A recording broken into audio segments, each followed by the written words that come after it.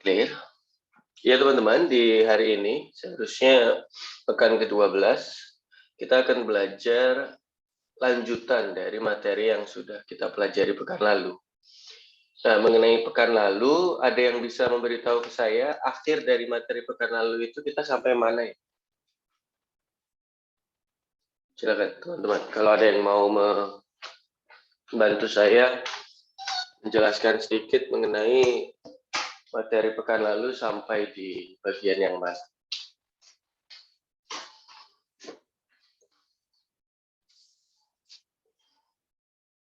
Halo? Silakan. Siapa tuh? Ya Bayu, gimana Bayu? Pekan lalu kita sampai mana materi? Ya Pak, jadi pekan lalu itu kita membahas mengenai ada 3 parameter kan yang akan kita dapatkan dari altimeter itu Pak. Adanya SSH, SWH, dan wind speed atau kecepatan angin gitu Pak. Dan kaitannya sama altimetri ini juga kemarin dijelaskan juga mengenai Cryosat 2 terkait dengan adanya SAR-nya juga, dia di situ ada synthetic aperture radarnya. Lalu perbedaan apa ya kemarin ya? Perbedaan antara MSL, SSH terkait itu pokoknya Pak. Terus terakhir yang berhubungan dengan geoid atau gravity, betul? Yang mana Pak? Ya Pak, untuk yang bagian akhir kayaknya lupa saya Pak. Ya, tapi terima kasih Bayu atas penjelasannya di awal sampai hampir akhir itu sudah betul-betul sesuai dengan apa yang saya jelaskan pekan lalu. Mungkin sebelum ngomong MSS dengan MSL disampaikan bahwa MSS dan MSL ini hubungannya dengan gravity gitu ya, karena MSS atau MSL merupakan pendekatan pertama dari geoid atau gravity equipotential surface of the earth. Gitu. Tapi terima kasih Bayu, sudah saya catat. Ada yang bisa menambahkan satu lagi? Apa sih yang saya berikan kemarin, khususnya di bagian yang terakhir, bagian tentang gravity. Sampai mana saya menjelaskan gravity-nya? Silakan.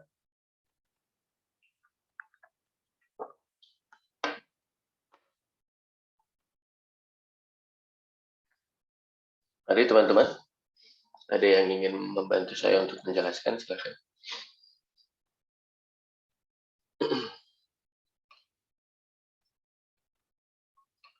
Tidak ada? Oke, kalau ternyata tidak ada, tidak masalah. Ya, gimana? Gimana kita? Kita ya? Ya, gimana kita? Ya, kalau dari catatan saya yang terakhir itu proses untuk mendapatkan MSL, Pak. Proses untuk mendapatkan seperti MSS atau MSL? MSL. Ya, MSL, Pak. Tiga itu triple track arranging sama crossword adjustment sama wake square, Pak. Berarti repeat track analysis, crossover, dan juga satunya adalah least square ya, weighted least square ya. Ya, terima kasih. Gambar DOT saya sepertinya sudah memberikan ke kalian ya. Jawab Pak. Ya, gimana? Rama, silakan teman-teman. Kita terakhir membahas tentang DOT itu Pak. Ya, okay. Thank you Rama tambahannya. Jadi dari slide yang sudah saya berikan pekan lalu, saya sudah memberikannya semua sampai pada di sini ya teman-teman. Yang mengingatkan teman-teman bahwa ternyata apabila SSH itu dikurangi dengan geoid atau SSH itu di rata-rata, ternyata masih ada sisa ya dari bukan perjalanan sih. Bahasa Inggrisnya ocean circulation. Bahasa Indonesianya mungkin sirkulasi yang ada di laut begitu ya. Nah, ini yang dinamakan DOT. Nah, tapi kita tidak membahas itu. Ini akan menjadi bahasan di pekan ke-14 bersama Pak Akbar dan bersama Pak Aul ya. Tetapi saya mau menyampaikan di sini bahwa sebetulnya Kemarin saya sampaikan memang MSS itu pendekatan dari geowid atau MSS itu pendekatan dari gravity field of the earth. Tapi itu hanyalah pendekatan pertama, teman-teman. Masih belum 100% benar begitu. Nah, kenapa belum 100% benar? Karena ada sesuatu yang dinamakan DOT atau MDT ini nanti. DOT itu adalah Dynamic Ocean Topography begitu ya, yang mewakili ocean circulation atau mewakili sirkulasi yang ada di laut itu. Begitu teman-teman. Nah, itu yang ingin saya sampaikan. Artinya jangan nanti teman-teman mikir ketika sudah bekerja, saya sudah punya MSS maka ini sudah bisa jadi geowid begitu. Saya sudah punya MSL maka ini bisa jadi geowid gitu. Itu asumsi yang kalau dipakai itu cukup bisa membuat orang kerepotan karena banyak faktor yang bermain dalam penggunaan MSS dan MSL sebagai gravity field atau sebagai geowid. Yang pertama, biasanya orang tuh menganggap MSL tuh 15 hari aja udah bisa dipakai begitu sebagai geowid atau sebagai datum yang asli. Sebagai datum sementara bisa, tapi sebagai datum yang asli jawabannya tidak ya. Kalau boleh cerita, bahkan teman-teman BIG saja, ini teman-teman BIG dengan kami, dengan saya dan teman-teman dari ITB itu sedang melakukan sebuah proses untuk menggarap geowid Indonesia yang terbaru dan juga validasinya berdasarkan data PASUD, begitu teman-teman. Ini lagi kita mulai kerjakan. Nah, yang menjadi masalah utama bagi teman-teman BIG adalah banyak user itu yang mengaku hasil geowid dari teman-teman BIG ini jauh sekali dengan hasil MSL yang mereka hitung. Tapi ketika ditanya, MSL-nya emang menggunakan data berapa lama? 15 hari, Pak. 30 hari, sesuai dengan teori. Ada yang ingat teori apa? 15 hari dan 20 hari, 30 hari atau 29 piantan itu? Ada masih ingat? Data 15 hari. Bukan, Pak. Gimana? Siapa yang jawab? Admiralty, Pak. Ya, betul banget. Betul banget ya. Menggunakan teori Admiralty. Thank you. Karis ya? Karis sama siapa ini yang jawab tadi? Karis doang? Ya udah, berarti saya catat Karis. Terima kasih Karis, jawaban yang benar ya. Jadi menggunakan teori Admiralty setelah 15 piantan atau 15 hari dan 29 hari, itu akan bisa dapat MSL. Tapi seperti yang saya bilang, MSL ini tidak sama dengan MSL yang diukur apabila waktunya lebih lama. Jadi kalau besok misal teman-teman bekerja di bidang laut gitu ya, lalu menggunakan MSL 15 hari atau 29 hari, jangan heran kalau berbeda dengan hasil geowid yang dipublish oleh BIG. Bukan gara-gara siapa yang salah, tidak. Dua-duanya benar. Karena menggunakan asumsi yang berbeda. Yang satu hanya menggunakan data 15 hari, sedangkan yang satu menggunakan data yang lebih panjang. Dan sebagai informasi, data teman-teman BIG itu, geowid 2020 itu menggunakan data dari global gitu ya, yang mana data global itu dimulai dari satelit altimetri di tahun 1992 sampai 2015 atau sampai 2014, yang artinya sangat lebih panjang begitu. Jangan jangan nanti bilang wah ini geowidnya salah, geowid Indonesia salah, atau wah ini data BIG, data kita yang salah. Tidak, dua-duanya benar dengan keperluan masing-masing. Itu yang ingin saya sampaikan karena kemarin teman-teman BIG banyak yang curhat mengenai itu, teman-teman. Gitu. Nah, itu adalah tentang hubungan dari MSS atau MSL dengan geowid serta sisanya. Apabila MSS atau MSL ini didapatkan dari altimetri, begitu teman-teman ya. Ada yang namanya DOT tadi, atau bisa dibilang MDT ya. Kalau DOT itu dikurangkan dari SSH, kalau MDT ini ada lagi satu kata-kata ya, saya tambahin. Teks set MDT sama dengan MSS dikurangi N. Nah, jadi ada temannya ya. Kalau DOT itu langsung Dynamic Ocean Topography di waktu tersebut. Sedang Kalau MDT itu adalah MSS yang dikurangi dengan N atau MSS dikurangi dengan GW. Sedangkan teman-teman sama-sama tahu kemarin kita sudah belajar bareng-bareng bahwa apabila SSH ini dirata-rata menggunakan rumus-rumus tertentu, maka nanti jadi MSS gitu ya. Nah, apabila DOT ini ditemukan dan juga nanti kita rata-ratakan, maka sebenarnya hasilnya juga nanti jadi MDT juga. Begitu teman-teman semuanya. Nah, kalau N-nya mah masih sama ya logikanya harusnya. Karena N ini mewakili bidang ekuipotensial atau bisa dibilang adalah geoid. Nah, sekarang pertanyaannya, Pak, saya punya data SSH atau saya punya data MSS. Gimana caranya saya bisa mendapatkan geoid dari situ? Nah, kemarin juga sudah saya sampaikan pendekatan pertama adalah menggunakan MSS ya. Jadi bisa kita bilang oke, MSS ini pendekatan pertama begitu. Nah, tapi sebenarnya ada pendekatan kedua, teman-teman. Pendekatan kedua itu adalah pendekatan yang lebih sering dipakai oleh teman-teman dari geodesi untuk menentukan yang namanya geoid itu. Kalau tidak salah saya kemarin sudah mulai tetapi belum selesai banyak begitu. Yaitu saya menjelaskan tentang perbedaan tinggi antara dua data SSH. Ini satu SSH 1, di sini ada SSH 2, lalu di sini dapat selisih, slope ya atau kemiringan, bisa kita bilang slope. Nah, yang mana apabila kita hitung kemiringan ini kita buat alfa gitu ya, maka alfa ini nanti bisa kita bilang ekuivalen atau dengan sedikit perubahan adalah vertical deflection. Ada yang masih ingat vertical deflection itu apa, teman-teman? Mata kuliah sistem referensi geodesia, Pak. Selisih sudut garis normal ke pusat massa bumi dengan garis pusat bumi. Ya, Jenny. Mungkin bisa dimatikan agar tidak feedback ya. Tapi terima kasih. Betul sekali yang Jenny katakan, teman-teman. Sudut yang dibentuk antara sudut normal ke medan gaya berat bumi dan sudut normal dari yang satunya sudut terhadap apa, Jen? Kalau satunya terhadap gaya berat bumi.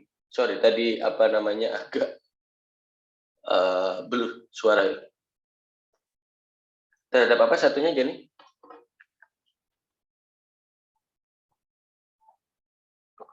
Via chat juga nggak apa-apa kalau ternyata agak susah untuk menyampaikan di ini. Mohon maaf Pak, boleh diulang nggak Pak? Ya, vertical deflection itu adalah selisih sudut yang dibentuk antara sudut terhadap medan gaya berat pusat medan gaya berat bumi dan satunya apa terhadap apa?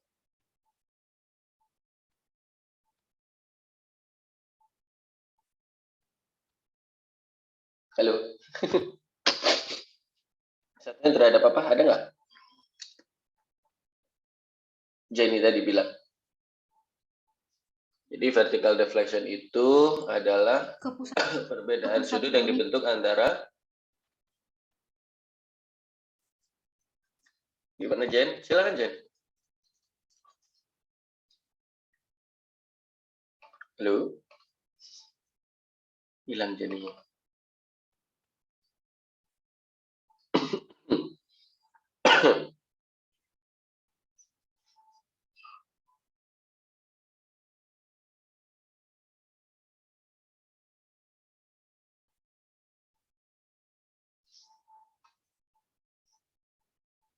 Halo, Jenny. Silakan, Jen.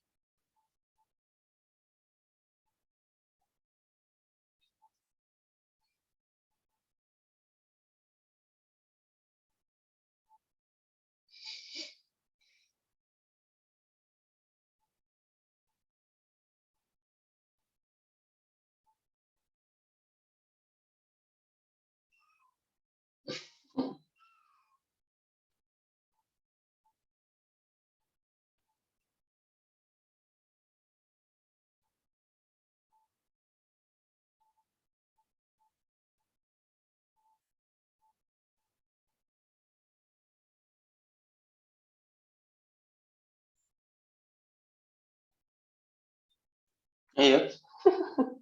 Ya oke. Saya ini kan aja ya. Bingung tampaknya. Jadi, mana tadi? Ini. Vertical deflection itu teman-teman adalah sebuah sudut vertikal ya, jelas namanya vertikal yang dibentuk antara apabila kita punya satu titik di permukaan bumi begini ya. Titik itu bisa jadi ada di atas elipsoid begini, tetapi geoidnya berbeda. Misal kita anggap geoidnya warna biru gitu. Geoidnya begini misal. Nah, yang mana akhirnya ketika kita memiliki dua hal yang berbeda ini, maka pusat dari geoid dan pusat dari elipsoid itu juga pasti berbeda. Nah, ketika kita tarik garis lurus atau garis normal terhadap geoid, misal ternyata garis normal terhadap geoidnya ke sini begini ya. Tetapi garis normal terhadap elipsoidnya itu ke sini misal. Nah, perbedaan sudut inilah yang kita namakan vertical deflection. Nah, vertical deflection itu ada hubungannya dengan gaya beranomali, gaya berat, delta G. Nah, kok bisa Pak? Apa hubungannya? Ingat teman-teman, apabila kita ingin menentukan delta G, itu seringkali kan kita menentukannya dengan cara, sorry saya pindah ke sini ya, delta G itu sama dengan bacaan dari gaya berat ya kan dikurangi dengan Y0 ya. Ada yang tahu ini apa? Ini adalah gaya berat di permukaan elipsoid. Sedangkan ini adalah bacaan apabila kita menggunakan gravimeter. Sehingga teman-teman apabila kita analogikan ke sini, maka sebetulnya bacaan G ini adalah sudut yang dibentuk langsung ke pusat geoid, ini kata lainnya. Sedangkan sudut yang benar itu adalah gamma nolnya ini ya, yang ada di oranye ini. Sehingga selisihnya maka bisa kita bilang bahwa VD itu berhubungan dengan delta G, teman-teman. Karena sama-sama terpengaruh oleh yang namanya bacaan atau bagaimana perilaku titik tersebut terhadap gaya berat bumi dan juga bagaimana arah dari titik tersebut menuju ke pusat elipsoid. Nah, ketika dua hal ini dihubungkan, maka keduanya memiliki sebuah hubungan yang bisa dimatematikkan. Nah, bagaimana matematikanya? Nah, matematikanya ini banyak orang yang sudah memulai atau mencoba, tetapi secara umum menggunakan konsep hubungan yaitu Fourier transform ya, fast Fourier transform. Saya tidak akan terlalu banyak menjelaskan rumus di sini, tetapi izinkan saya untuk membuka satu yang kemarin sudah kita temukan teman-teman, buku yang kemarin sudah kita lanjutkan. Kemarin kalau tidak salah, saya menjelaskannya sampai pada sini ya, kalau tidak salah. Nah, sampai di sini. Entah saya agak lupa bagaimana, kalau tidak salah. Saya menjelaskannya sampai sini. Gitu ya. Yang mana apabila menggunakan Stokes ataupun inverse Stokes, nanti kita bisa mendapatkan delta H dan interns menjadi delta G. Begitu teman-teman. Tapi kita lanjut dulu di bawah ya. Ini yang ingin saya sampaikan. Bahwa apabila kita memiliki yang namanya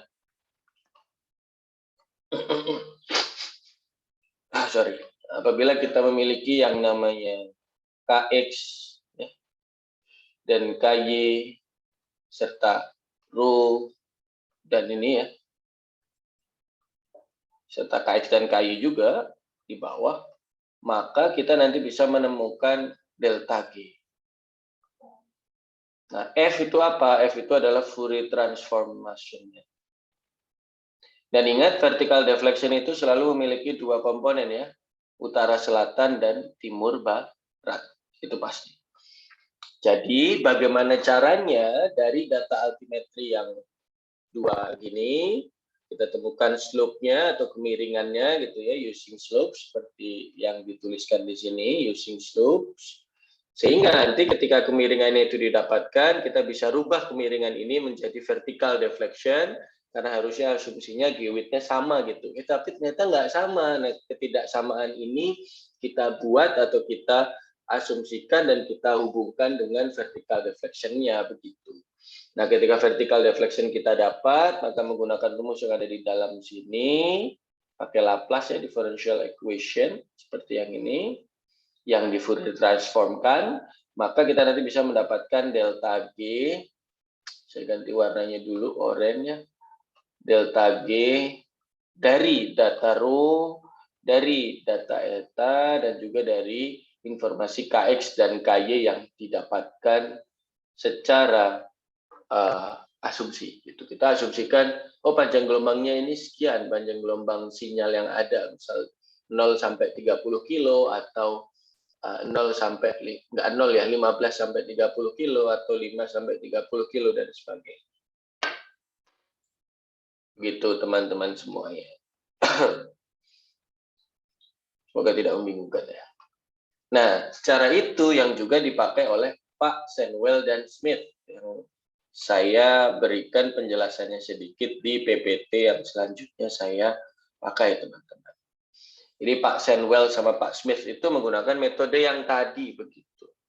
Nah, kalau ada yang mau tanya, lah Pak, gimana cara mendapatkan metodenya itu? Nah, yang bagaimana cara mendapatkan metodenya adalah menggunakan, silakan dibuka PPT saya ya, kalau memang ternyata ada yang mau membuka. Ini sebenarnya bagian dari presentasi topik disertasi saya, tetapi inti dari pekerjaannya, bukan inti, salah satu pekerjaannya relevan dengan materi kita di hari ini.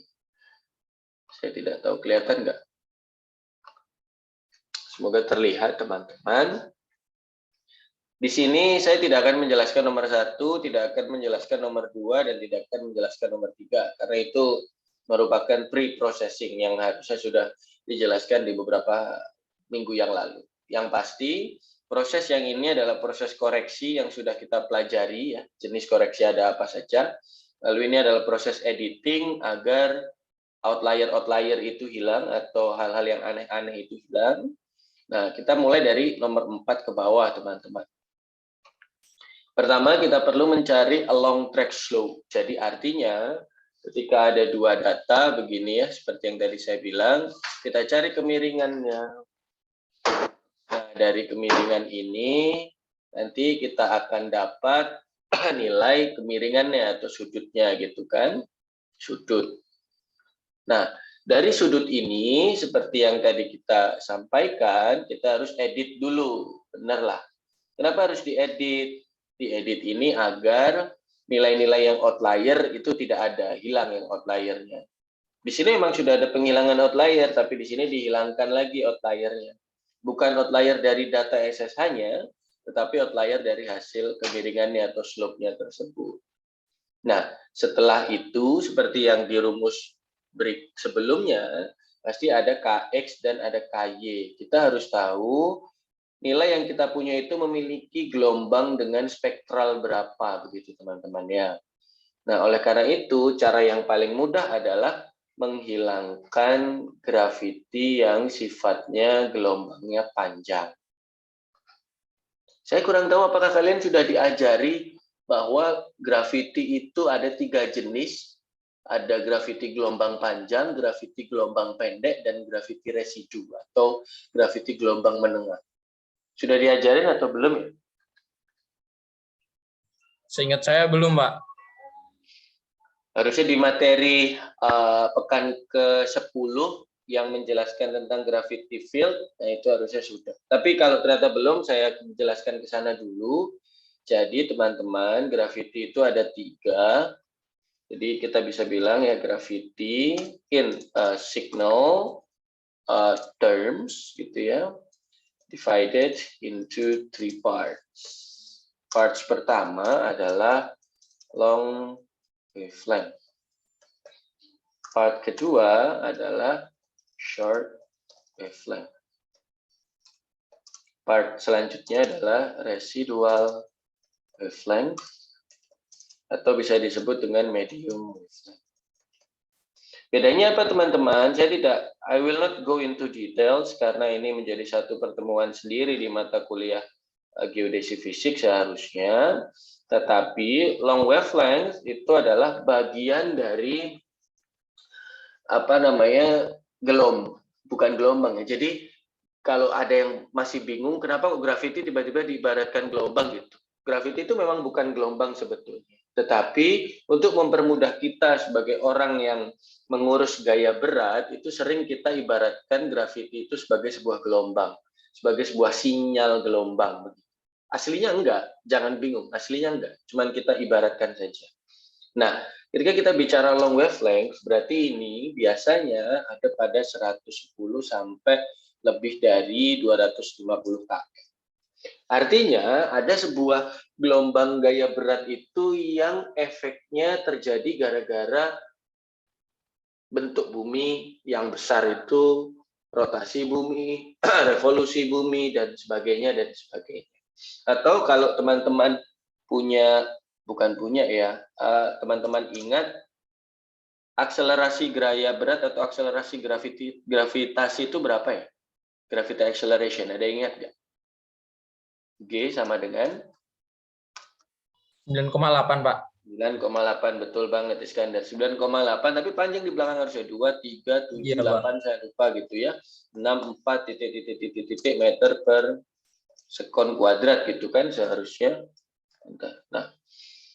Nah, long wavelength itu ibaratnya adalah bagian pertama, kedua, dan ketiga dari data gaya berat. Jadi kalau ini dihilangkan, itu nanti tersisa dua saja, short wavelength dan residual wavelength atau medium wavelength. Nah, medium wavelength itu biasanya dari mana? 20 sampai 110 km. Sedangkan short wavelength itu biasanya kurang dari 20 km. Maksudnya apa berarti? Residual wavelength itu berarti di bagian sini lah ibaratnya. Short wavelength di bagian sini.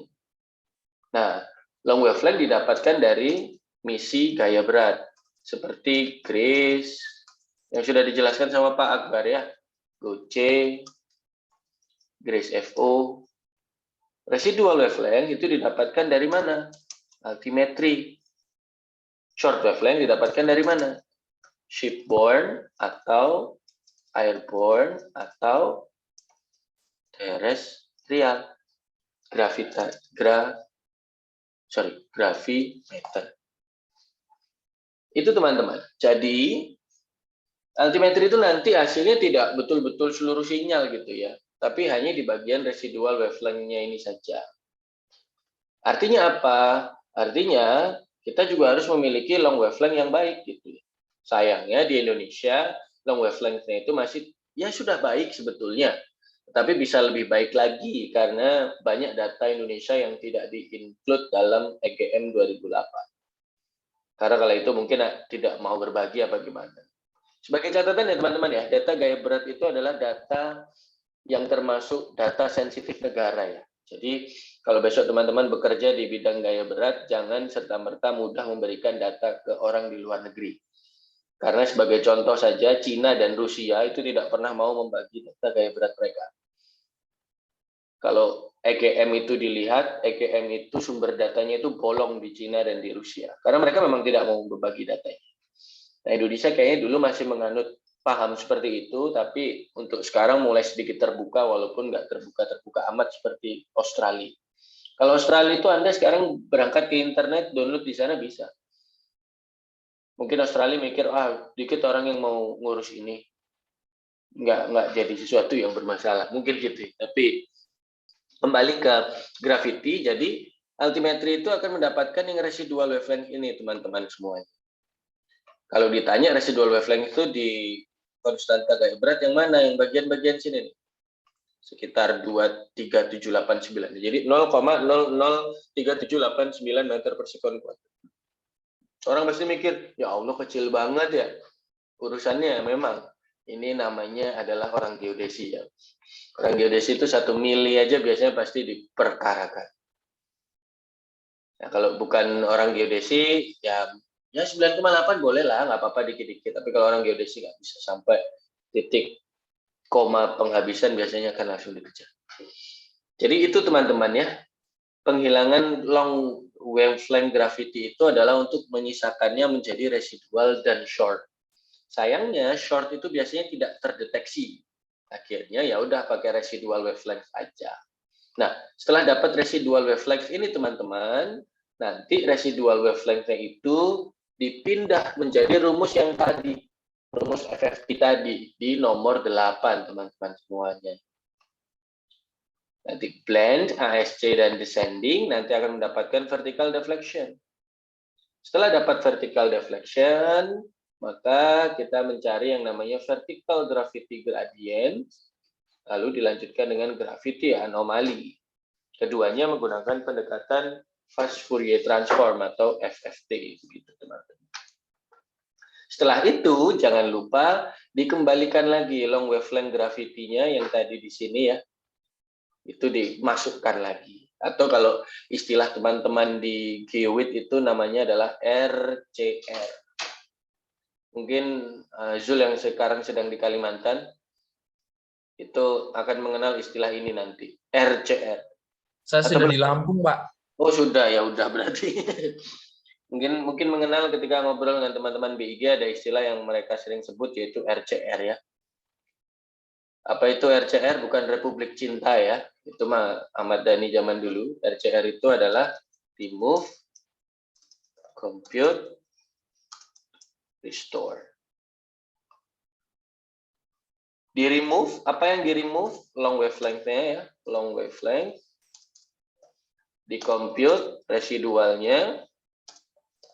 Lalu di restore, complete signal. Long wavelength-nya dihilangkan dulu, diminusin, dihitung, setelah selesai dihitung, yang minus tadi ditambahin lagi. Jadi nanti sinyalnya akan tetap menjadi sinyal gaya berat yang utuh. Nah, kalau yang Iskandar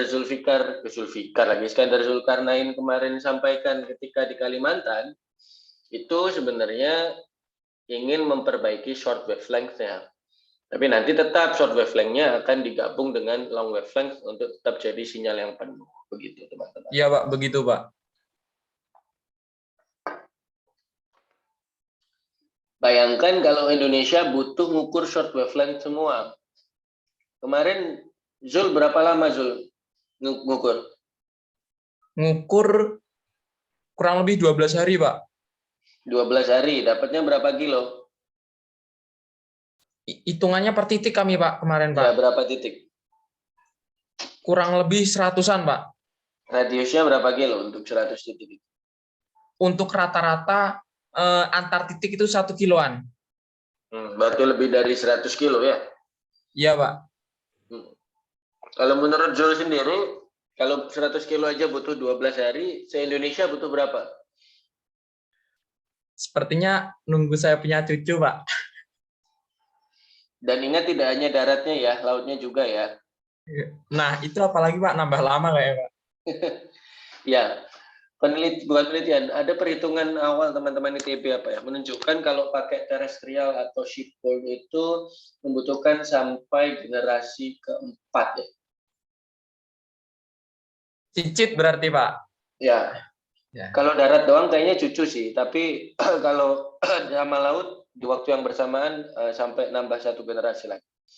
Artinya orang-orang Indonesia kalau hanya berdasarkan pada terestrial saja yang dilakukan oleh Zul itu nggak akan selesai. Mirip kayak proyeknya Cassini dulu ya, ngukur satu Prancis sampai dilanjutkan ke anak dan cucunya. Masa nanti anaknya Zul ngukur gravity juga, cucunya juga, cicitnya juga. Ya bisa, cuman dananya terlalu banyak habisnya dan terlalu lama pengolahan. Nah, oleh karena itu istilahnya dibantulah oleh gravity mission seperti yang disampaikan oleh Pak Akbar beberapa pekan yang lalu dalam pertemuan ke-10. Dan dibantu juga oleh altimetri di sini. Nanti akan ada banyak metode yang lain. Nah, setelah mendapatkan gravity anomali teman-teman, ini uniknya altimetri. Setelah mendapatkan gravity anomali, karena ini bentuknya adalah di laut, ada sesuatu yang bisa kita lakukan selanjutnya. ada sesuatu yang bisa kita dapatkan, yaitu batimetri. Sekarang yaitu batimetri, teman-teman semua. Jadi, setelah mendapatkan gravity anomali, nah gravity anomali ini dilanjutkan lagi prosesnya untuk menjadi batimetri. Kok bisa? Ada yang sekarang bisa membantu saya menjawab pertanyaan, apa memang hubungannya gravity dengan batimetri? Atau kalau di darat, apa hubungannya gravity dengan topografi? Silakan kalau ada yang mau membantu saya untuk menjawab itu. Bentar, saya sambil matiin lampu ya.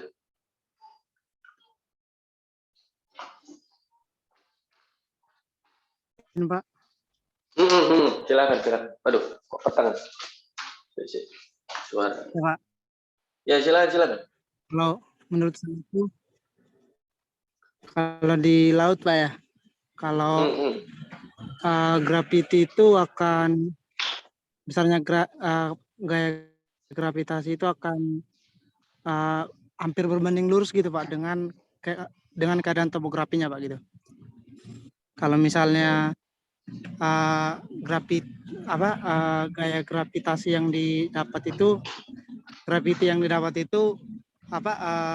bergelombang gitu, Pak. Maksudnya visualisasinya bergelombang, maka bisa dikatakan atau mendekati keadaan batimetrinya bergelombang juga, seperti itu, Pak. Kalau menurut saya, Pak. Ya, terima kasih. Anton ya itu. Siapa itu? Anton bukan sih? Ya, Pak. Anton ya, oke. Ya, Pak. Terima kasih Anton. Mohon maaf ya, saya sambil ngambil minum biar tidak terlalu kering. Ya, terima kasih. Anton menjawab dengan sangat baik ya. Jadi, apabila ada perbedaan nilai gaya berat, begitu ada yang naik atau ada yang turun, maka biasanya batimetri dan juga topografi itu akan bertindak demikian. Nah, pertanyaan selanjutnya, kenapa kok bisa begitu? Ya, Pak, mau nyoba jawab, Pak. Ya, silakan Fajar.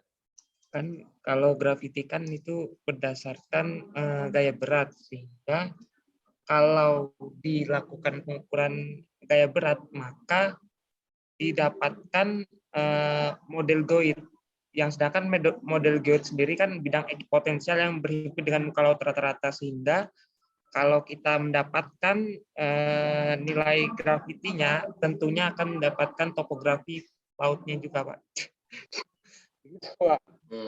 Ya, terima kasih Fajar. Saya ingatkan ya, topografi laut ini bukan permukaan lautnya Fajar, tetapi batimetrinya.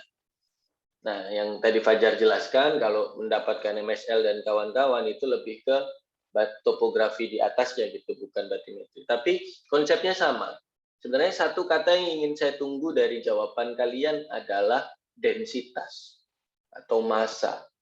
Ingat, ketika ada gunung, gini ya, saya kasih gambar deh. Gambar sederhana aja. Ini ada gunung gini ya.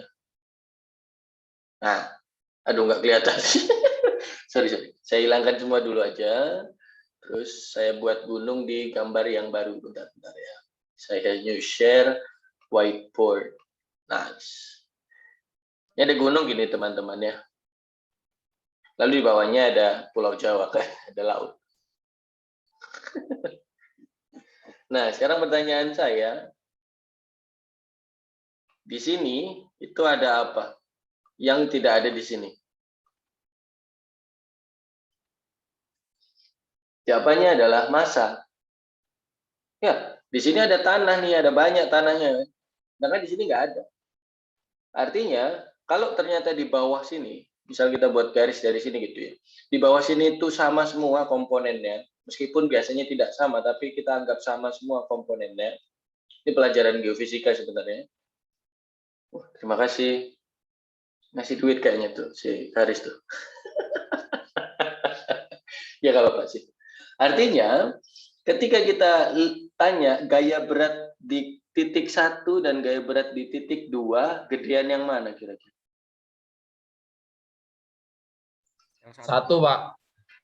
Kenapa kok gedean yang satu? Karena di satu densitasnya lebih besar begitu. Ya, karena ada massa yang lebih banyak di situ. Gitu. Artinya ketika kita bilang gaya beratnya berarti yang lebih rendah yang mana? Kalau dalam grafik gitu ya, yang lebih memiliki gaya berat yang besar berarti yang mana? Yang satu atau yang dua?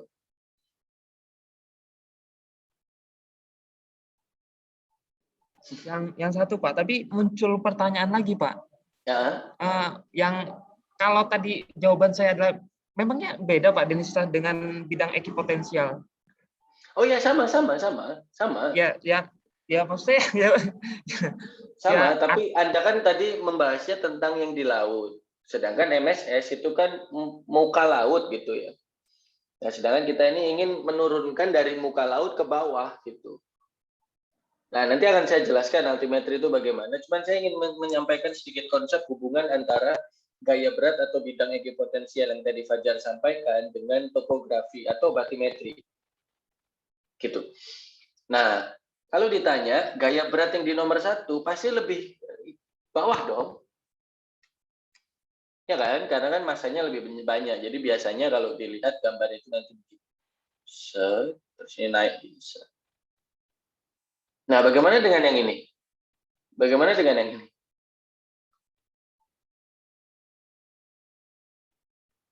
Itu berarti gaya beratnya akan naik Pak di situ Pak. Naik ini. Hilang lagi kelihatan. Naik. Terus turun lagi begini. Begitu teman-teman.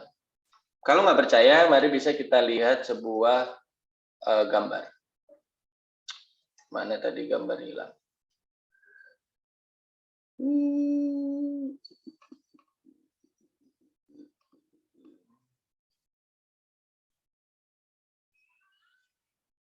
Nah, ini grafiknya terbalik ya. Jangan bingung. Kenapa grafiknya terbalik? Karena grafiknya ini semakin ke atas nilai gravitinya semakin tinggi. Sedangkan yang gambar saya tadi semakin ke bawah nilai gravitinya semakin tinggi. Karena semakin berat begitu asumsinya. Nah, ini ya teman-teman. Ini sebenarnya sama seperti yang mau saya sampaikan gambar ini ya. Ketika kita memiliki seamount di sini atau gunung laut dan juga ternyata di sini ada shelf. Ada yang tahu shelf nggak? Apa, Karis? Koral Pak. Apa? Koral? Bukan koral. Ini landas kontinen ya. Biasanya itu kayak jurang, canyon. Shelf atau canyon, jurang laut begitu. Maka data gravitinya itu juga mewakili, bisa Anda lihat. Nah, di sini ada seperti dua puncak gitu ya, dua gundukan. Di sini juga kelihatan bedanya. Jadi teman-teman, saya perlu ingatkan ya, altimetri tidak mengestimasi batimetri secara langsung seperti echosonder. Tidak ya. Tetapi altimetri melakukan estimasi batimetri menggunakan nilai gaya berat. Begitu teman-teman. Jadi mungkin ada yang bilang, berarti keren ya altimetri bisa kayak echosonder di atas. Sayangnya enggak, karena altimetri cuman bisa ada di permukaan lautnya aja gitu, nggak bisa nembus ke bawah. Tapi dari permukaan laut bisa kita turunkan jadi gravity, which in turn we can estimate. Bisa ada kata-kata besar ya, estimate, karena kita nggak bisa menentukan. Kita nggak tahu ini benar apa enggak. Apalagi kalau teman-teman lihat di sini, ini kan ada kata-kata 2 kilo, 4 kilo, itu apa? Ada yang tahu teman-teman? Ada yang tahu nggak? 2 kilo, 3 kilo, 4 kilo itu apa?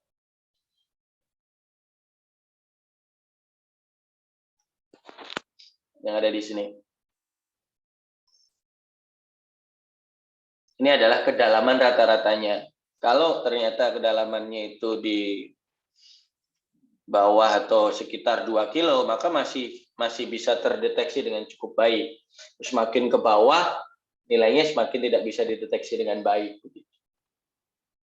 Artinya ada hubungan antara kedalaman rata-rata di lokasi tersebut dengan nilai gaya berat yang mewakili bentuk aslinya, begitu teman-teman. Paham nggak sampai sini?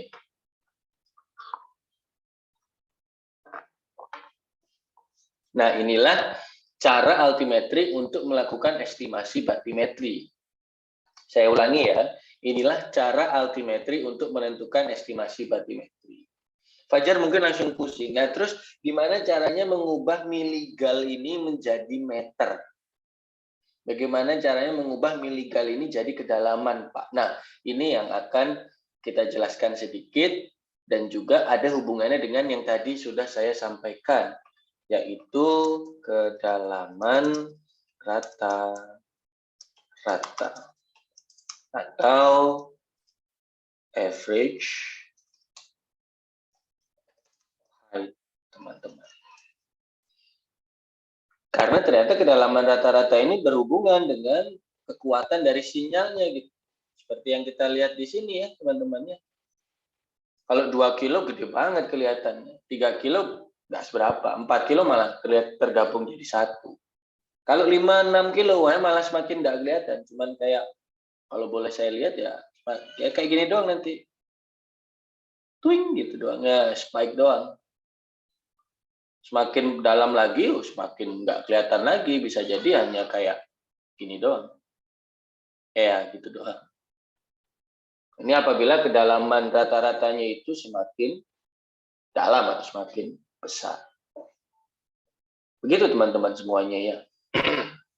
Nah, sebelum kita lanjut, izinkan saya untuk nge-share satu gambar dulu yang mungkin menarik untuk Anda.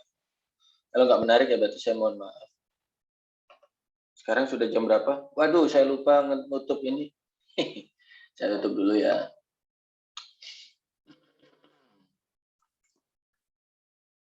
Marine gravity anomaly. Nah, new share marine gravity anomaly. Kelihatan nggak teman-teman? Terlihat, Pak. Kelihatan apa? Kelihatan global map of marine gravity, Pak. Ya. Ini belum batimetri ya. Ini masih nilai anomali gaya berat yang didapatkan oleh Pak Senwell menggunakan cara yang kita tadi jelaskan sedikit. Terlihat di sini teman-teman bahwa ternyata ada beberapa hal-hal yang menarik begitu. Kalau Anda lihat di sini, ini apa nih? Ada yang tahu ini apa, Pak? Garis. Ring of fire. Iya, garis. Terima kasih. Garis warna pink ya. Ini adalah ring of fire, teman-teman. Dan kalau bisa dilihat itu terlihat sekali ya. Karena ring of fire kan memang dibentuk antara dua dua plate yang bertemu sehingga membentuknya begini kan. Nah, gara-gara begini ketemunya gini jadinya jadi gunung begitu. Nah, ini terlihat gitu, teman-teman. Bahkan kalau di extend ke sini ini juga terlihat gitu ya. Di sini juga terlihat sesuatu yang mungkin kalau Anda menggunakan data batimetri nggak akan kelihatan karena batimetri belum mengukur daerah sini. Batimetri juga belum mengukur daerah sini, kan buat apa bagi mereka ya? Batimetri belum mengukur daerah sini. Tapi dari grafik itu terlihat dan pasti Anda bingung, ini mewakili apa ya? Yaitu yang tadi saya sampaikan, teman-teman. Gravity anomali atau marine gravity itu bisa mewakili atau bisa memperlihatkan nilai kedalaman, bukan nilai sih, memperlihatkan kedalaman, at least secara visual dulu. Jadi kalau ada yang tanya, emang dalamnya laut itu bentuknya gimana? Secara umum seperti ini. Tapi ingat, ini satuannya masih miligal ya. Dari minus 200 sampai plus 250. Belum menjadi kedalaman atau batimeter. Tapi nanti kita akan ceritakan itu. Kita akan memperlihatkan. Clear teman-teman? Atau ada yang mau ditanya? Silakan kalau ada yang mau ditanya. Pak. Yuk. Jadi kalau simpelnya gitu ya Pak, kalau mau mendapatkan si batimetrinya, kita itu harus mendapatkan si ini ya Pak, perbedaan antara gravity terhadap geoid sama gravity terhadap ellipsoidnya gitu Pak. Oh iya. Gravity anomali itu adalah geoid height ya. Bisa dibilang kata lainnya geoid height. Kalau geoid height kan tinggi tinggi geoid terhadap ellipsoid. Sedangkan gravity anomali itu adalah selisih antara bacaan graviti di situ di geoid terhadap di elipsoid terhadap nilai rata-rata elipsoid. Ada graviti anomali itu ada banyak jenis, ada yang namanya free air anomali, ada yang namanya Bugge anomali, ada yang namanya satunya lagi apa saya lupa ya. Ada juga yang anomali biasa begitu. Nah, yang kita sebutkan selama ini, kalau nanti Anda ditanya teman-teman geofisika itu anomali yang mana? Nah, ini adalah yang free air anomali ya. Yang mana sudah dihilangkan efek ketinggiannya, diturunkan ke bawah, diturunkan ke, kalau tidak topo, diturunkan ke elipsoid, saya agak lupa. Tapi itu teman-teman, jadi diturunkannya langsung ke permukaan yang kita inginkan, bukan diturunkan ke yang lain. Kalau boleh saya kasih penjelasan malah jadi kelas ini, tapi nggak apa-apa, ini penting banget. Ya, jadinya benar sekali yang disampaikan oleh Bayu ya, kita perlu mendapatkan graviti anomalinya dulu. Percuma kalau kita nggak punya graviti anomalinya, kita nggak akan bisa menentukan batimetri dari altimetri. Begitu, siapa namanya Bayu? Salah lagi.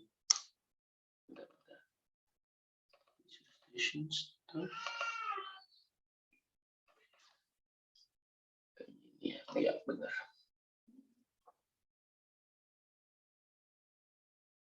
Nah, ini ya.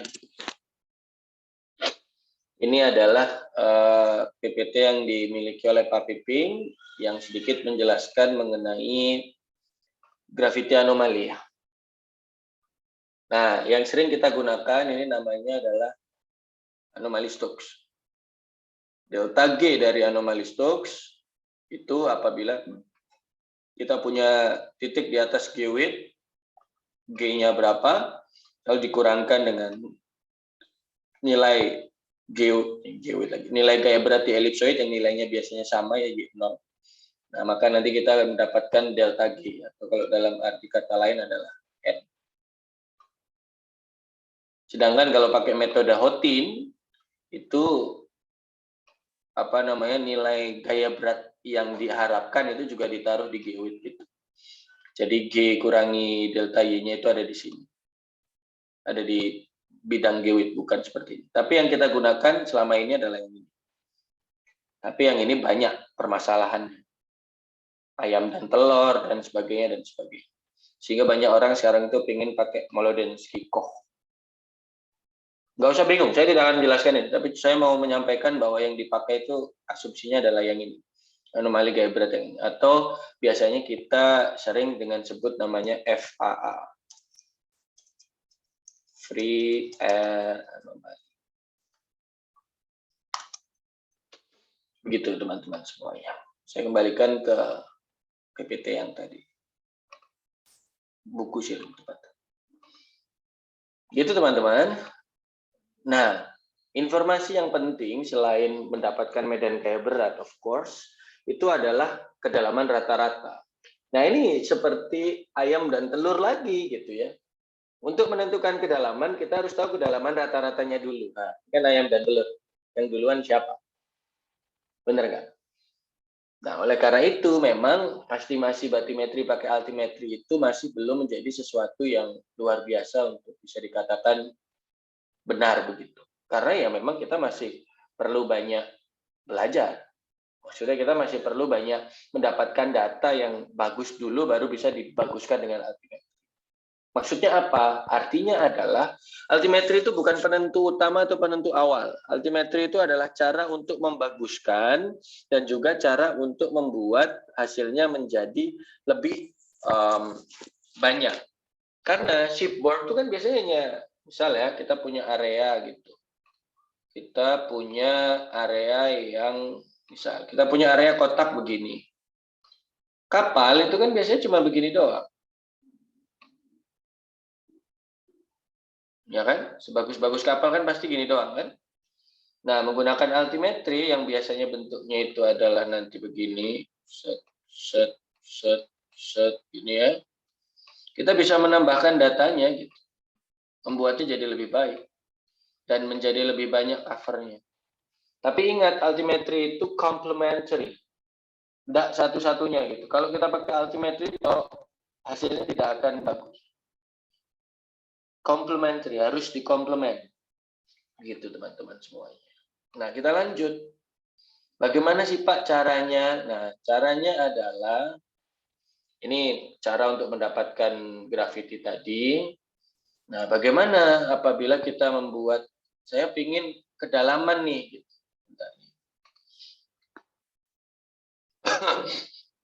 Caranya adalah ada beberapa teman-teman.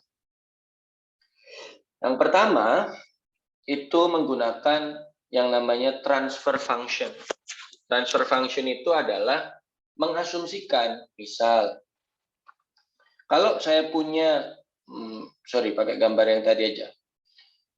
Kalau awak punya nilai gravity anomali sekian, dengan kedalaman rata-rata sekian, maka ini tuh berarti sekian kedalaman. Kalau aku punya gravity anomali sekian, rata-rata kedalaman segini, berarti aku tahu bahwa kedalamannya itu sekian. Paham nggak maksudnya? Jadi melihat yang kalau gitu gimana, berarti kalau gini bagaimana? Kalau gitu gimana? Kalau gini bagaimana? Gitu. Alias itu cara mengestimasinya, itu yang paling mudah. Ya, tinggal lihat, oh kalau nilainya 80 miligal, itu berarti apabila kita ibaratkan kedalamannya itu 11.000 kilo kedalaman rata-ratanya, maka 80 miligal itu berarti kedalaman di 9.000 meter. 11.000 kilo mah jauh banget guys, 11.000 meter maksud saya. Kalau ternyata anomali gaya beratnya 90 miligal, berarti nilai kedalamannya agak lebih rendah dikit daripada 900. Ya, lebih rendah, lebih tinggi. Berarti 8.500 meter misal kedalaman. Nah, seperti itu teman-teman. Itu cara yang paling mudah, namanya adalah transfer function.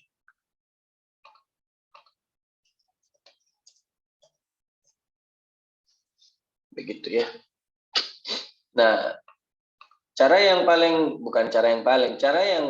lainnya itu adalah ini. Mana ya? Forward models itu yang tadi saya bilang, transfer function. Jadi langsung begitu ya. Artinya kalau misal teman-teman lihat di gambar ini, semoga kelihatan ya. Saya tidak akan menjelaskan banyak, pusing nanti. Tapi perhatikan yang di sini. Ini delta G, ya kan? Sedangkan HX ini adalah topografi atau kedalamannya. Artinya ketika kita punya HX, maka kita bisa mencari delta G. Nah, yang kita tadi jelaskan itu sebaliknya, alias inverse model. Forward models berarti bagaimana? Nah, ketika kita bilang bahwa kita punya ini rata-rata, maka kita bisa tentukan ini, dari sini kita nanti putar lagi ke sini. Itu terus terjadi. Iterasi dan sebagainya. Begitu teman-teman. Saya tidak mau terlalu masuk ke ini, nanti pusing kalian. Nah, atau yang juga cukup sederhana, ini G itu gravity anomalinya, sini juga ada H ini kedalaman. Jadi kalau ini diketahui, kalau yang ini diketahui, maka ini nanti diketahui, dan in turn setelah ini diketahui, ini bisa digunakan untuk mengestimasi ini lagi. Terus sampai dirasa cukup begitu. Atau kalau bisa dilihat adalah yang mana ya tadi? Nah, ini inverse approaches. Pakai ini teman-teman. Nah, ini adalah inverse approach. Ya. Yang tadi saya bilang transfer function.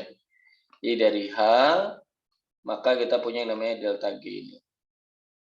Integralnya 2 kali, ya jelas. Integral 2 kali itu berarti integralnya adalah 2 dimensi antara 2 lokasi gitu kan, yang ada dari bawah atau dari kedalaman yang rata-rata tadi sampai pada lokasi tempat adanya sinyal gaya berat itu, atau dalam hal ini adalah Q.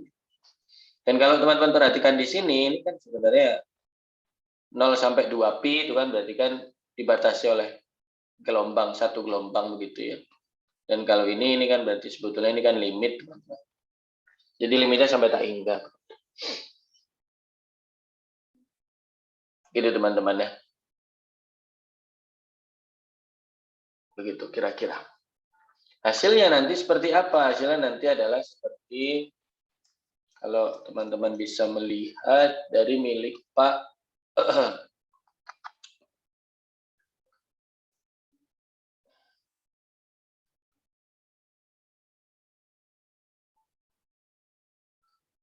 milik Pak siapa namanya?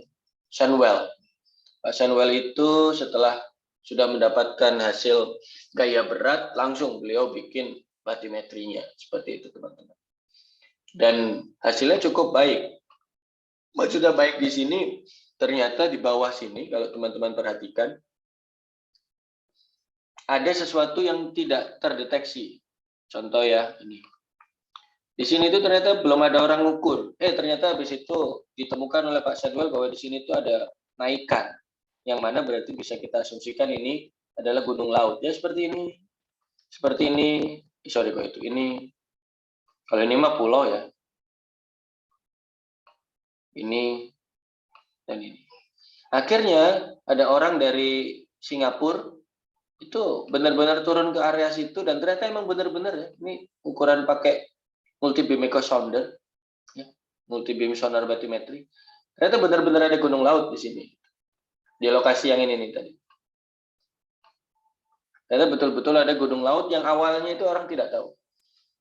Nah ini seperti yang tadi saya bilang, ini komplementer. Jadi jangan takut teman-teman yang suka hidrografi atau echo sounder, pekerjaan kalian tidak akan habis dengan ada ini gitu. Ini hanya menjadi bantuan Anda saja, bukan menjadi pengganti Anda. Sama halnya dengan altimetri untuk nanti pasang surut, altimetri untuk gravity itu untuk komplementer atau untuk lengkap saja, bukan untuk pengganti. Karena kita masih belum kuat untuk menjadi pengganti kalian, itu teman-teman semua. Begitulah tentang batimetri secara teori. Ya gimana? Sul, ada yang mau ditanya? Iya Pak.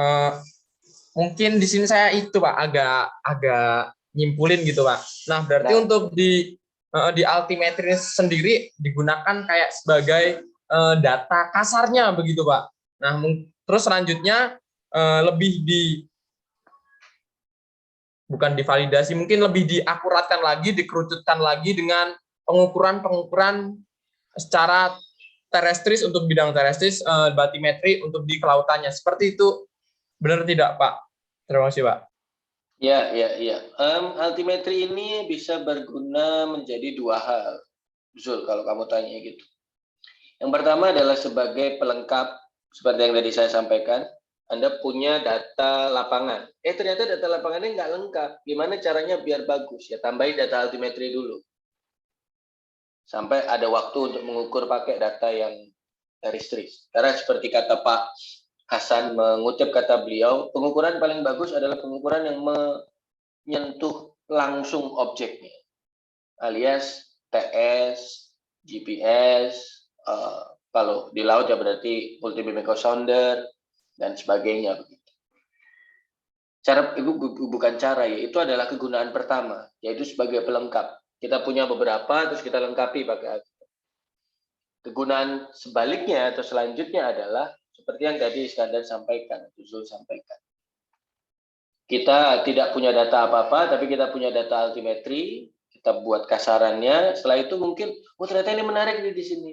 Ternyata bolong di situ. Kita lengkapi dengan data yang asli.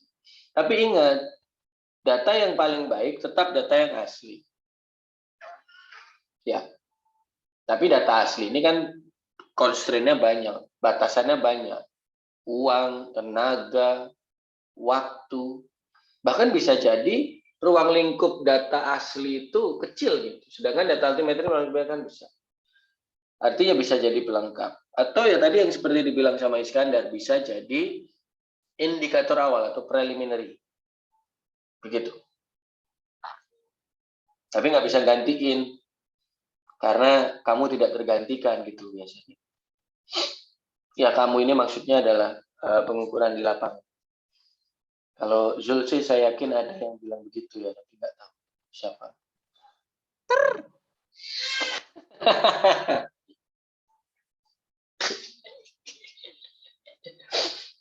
Gitu, ada yang mau tanya lagi silakan. Gimana Zul? Enggak Pak, enggak jadi Pak. Ya Dava, gimana Dava? Pak, itu kan berarti bisa memperoleh data kedalaman juga nggak sih Pak? Kalau untuk altimetri itu kan tadi kata Bapak nggak bisa ya?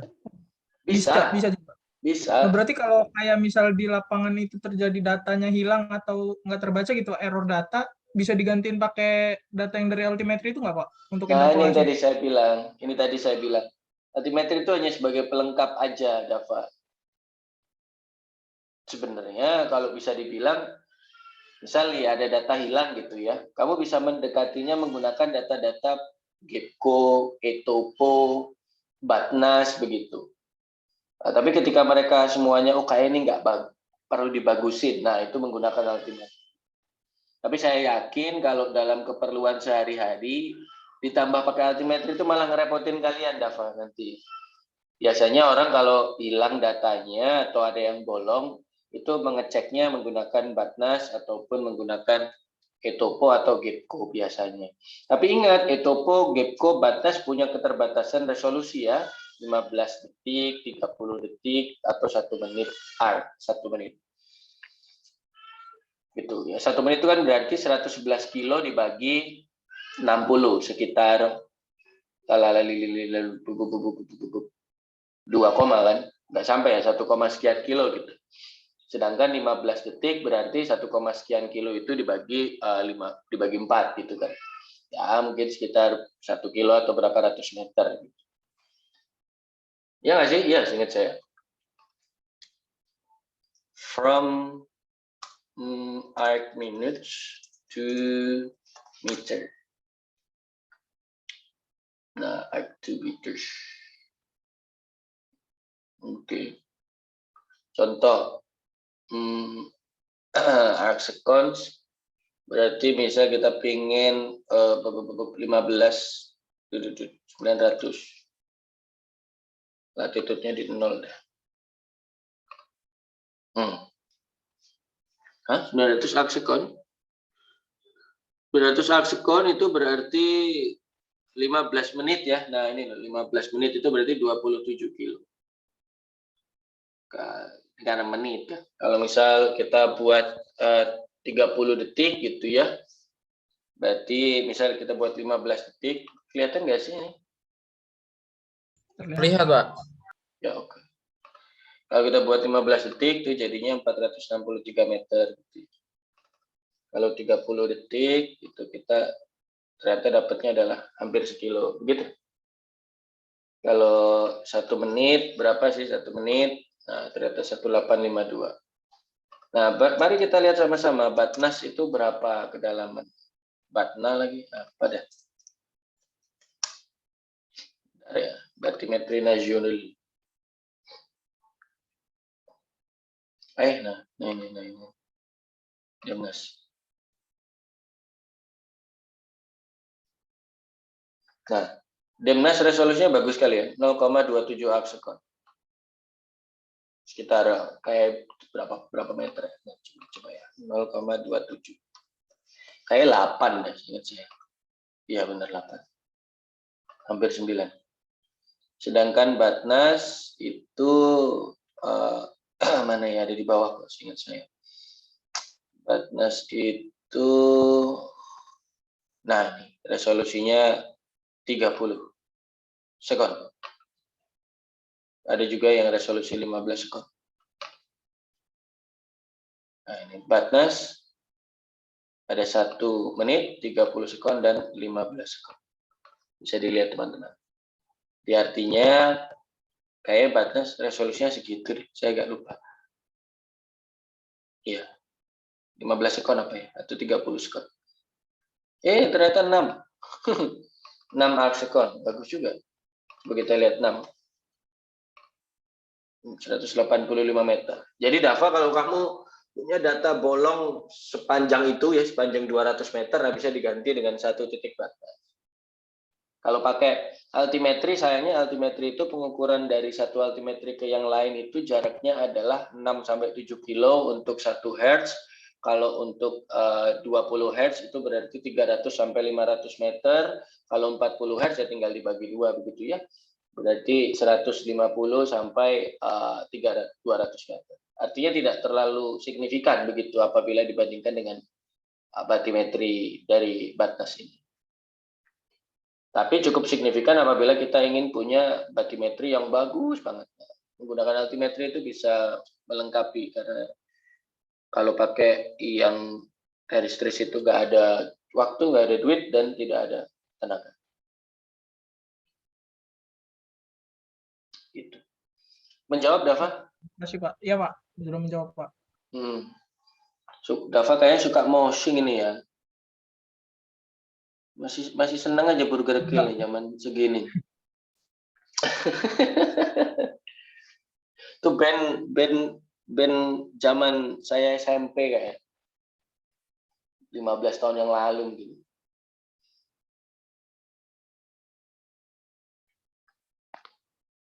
Oke. Yang penting jangan sampai kayak konsernya siapa? Travis kemarin ya. Iya nggak sih? Saya lupa nama orang itu. Travis Scott apa ya? Ya itulah. Ya Pak, betul Travis. Ya Travis Scott ya namanya. Thank you. Fajar ternyata mengikuti juga, sip. Saya kira suka Happy Asmara. Loh. Ya ini Inka, Pak. Apa? Oh iya. Okay. Jenny Inka. Memang beda. Fajar ngikutin Kylie Jenner-nya, Pak. Oh iya. Anaknya katanya Oke, mari bagus kita tuh bahas bajunya. selebgram luar negeri. Nggak usah ya teman-teman, lanjut. Memang Ya, beda. itu adalah secara teori teman-teman. Tapi apabila ditanya, mana tadi gambarnya hilang. Ketika ditanya teknis realnya bagaimana Pak? Nah, teknis realnya ada di sini teman-teman. PPT, salah satu PPT yang saya berikan ke teman-teman juga di hari ini, yaitu High Resolution Gravity Anomaly. Ini saya mendapatkan PPT-nya dari teman-teman BIG, yang mana teman-teman BIG mendapatkan dari teman-teman di Taiwan. Saya nggak tahu bagaimana bacanya, kayaknya apa Chun Ying Chen. Ini nggak usah diikutin ya pik ini. Jadi prosesnya secara umum adalah seperti ini teman-teman. Seperti yang dari saya bilang, untuk bisa mendapatkan batimetri, bagaimanapun harus tetap mendapatkan gravity dulu. Ya. Jadi awalnya adalah dari data altimetri, lalu dikoreksi SSH-nya, seperti yang sudah diajarkan beberapa pekan yang lalu menggunakan proses ini, inverse fanning minus, yaitu proses tadi, vertical deflection, dan juga least square collocation untuk mendapatkan datanya lebih rata. Dia akan mendapatkan altimeter only gravity model, delta G-nya ya teman-teman. Nah kalau dalam konteks ini dicek dengan data shipborne gravity. Nah kalau sudah menggunakan pendekatan GGM itu seingat saya Global Gravity Model ya, itu nanti bisa diturunkan sehingga mendapatkan hasilnya yaitu altimeter bathymetric model. Nah ini dicek menggunakan multi-beam ocean depth. Terakhir, kalau mau pakai yang lebih bagus bisa pakai optical image. Ini sebenarnya nggak penting untuk keperluan kita, tapi intinya adalah apabila kita ingin mendapatkan bathymetry tetap harus pakai gravity. Bagaimana caranya dan bagaimana langkah-langkahnya adalah sebagai berikut. Bisa dilihat teman-teman, saya tidak akan menjelaskan waveform mirror tracking, tapi yang pertama kita dapat adalah ini. Mana tadi draw? Residual G-width gradient. Residual G-width gradient itu adalah proses yang didapatkan setelah mendapatkan VD. VD, lalu G-width gradient. Nah, kalau sudah dapat G-width gradient, diapakan? Sudah tadi kan, get G-width gradient. Nah, lalu proses selanjutnya adalah gravity anomaly. atau delta G. Nah, setelah dapat gravity anomali, maka nanti gravity anomalinya dimasukkan untuk mendapatkan nilai yang lebih baik. Nah, akhirnya ini digabung sebenarnya untuk yang utara dan timur. Nah, setelah dapat gravity anomali, ini difilter, saya tidak akan menjelaskan itu.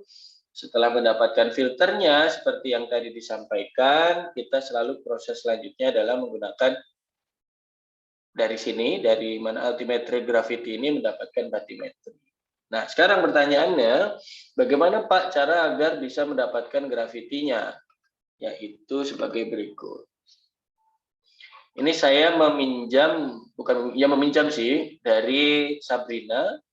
Sabrina rekan kalian ya tampaknya. Ya nggak sih? Bukan, kakak tingkat kalian, sorry. Ya benar rekan, tapi kakak tingkat ya.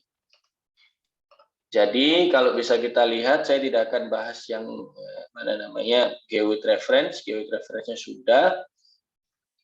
Nah, gravity anomalinya sudah kan? Nah, sekarang kita ingin menjadi batimetri begitu teman-teman. Nah, proses cara mendasar bagaimana cara mendapatkan batimetri dari gravity anomali? Caranya adalah dengan memasukkan datanya dari yang gravity anomali tadi ditambahkan dengan data topo dalam hal ini. Mungkin kalau Sabrina nanti saya minta ganti untuk menjadi Batnas.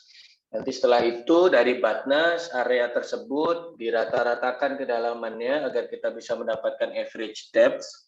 Nah, setelah itu menggunakan transfer function yang tadi saya bilang khususnya adalah inverse method. Nanti kita bisa mendapatkan nilai dari kedalaman. Apakah bagus atau tidak? Mari kita lihat salah satu contoh hasilnya teman-teman semuanya. Semoga masih ada di tempat saya. Kalau ternyata sudah tidak ada, saya mohon maaf. Tapi kayaknya kalau tidak salah masih ada.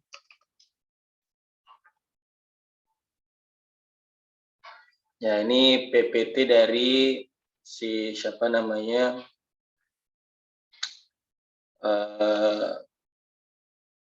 Gary ya. Kakak tingkat Anda juga, angkatan 2015 tampaknya. Meeting control, new share, PowerPoint slideshow di sini. Ini beberapa menggunakan hasil yang sudah didapatkan oleh kakak tingkat kalian, begitu. Saya tidak menggunakan hasil-hasil buatan-buatan, tapi memang hasil dari kakak tingkat kalian. Di bagian kiri itu adalah hasil dari Cryosat 2 dengan kedalaman minus 6.000 sampai ada yang plus 1.000. Sedangkan yang batimetri dari multibeam sama minus 6.000 sampai 1.000 juga, teman-teman semuanya. Dan kalau Anda perhatikan di sini ada yang cukup bisa dibilang teliti begitu, sedangkan yang di altimetri tidak. Hal ini terjadi karena perbedaan resolusi dari echosonder dengan altimetri. Jelas echosonder ngambilnya pasti mungkin setiap detik yang mana bersamaan dengan kecepatan perahu mungkin sekitar setiap 3, 5, atau 10 meter, sedangkan altimetri hanya mendapatkan satu data setiap tadi seperti yang saya bilang 6 sampai 7 km. Jadi jangan heran kalau nilainya juga berbeda. Bukan nilainya yang berbeda, artinya bisa dibilang kerapatannya. Jadi kelihatan lebih teliti, lebih banyak datanya untuk yang di multibeam ini. Seperti contoh di sini ini terlihat seperti ada spike di sini nggak kelihatan sama sekali. Di sini ada, tapi kalau bisa Anda perhatikan di sini ada spike yang besar, di sini juga kelihatan ada spike. Artinya secara umum meskipun altimetri tidak seteliti multibeam echosounder, tapi apabila data multibeam itu tidak ada, kita bisa gunakan altimetri sebagai perkiraan awal atau sebagai pelengkap datanya. Kalau Anda lihat secara warna kan mirip ya. Secara color bar pun juga hampir sama karena memang hasilnya adalah cukup baik. Dan Pak Piping kemarin menyampaikan bahwa TA Gary ini adalah salah satu TA yang terbaik di zaman kemarin gitu karena hasilnya betul-betul hampir mendekati hasil dari multibeam echosounder itu sendiri. Tapi ingat teman-teman, yang namanya altimetri itu pasti jelek di daerah pesisir. Jadi jangan heran kalau di daerah pesisir itu nilainya tidak seberapa bagus.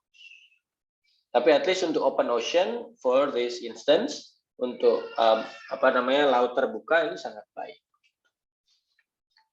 Sekarang jam 08.32. Begitu teman-teman.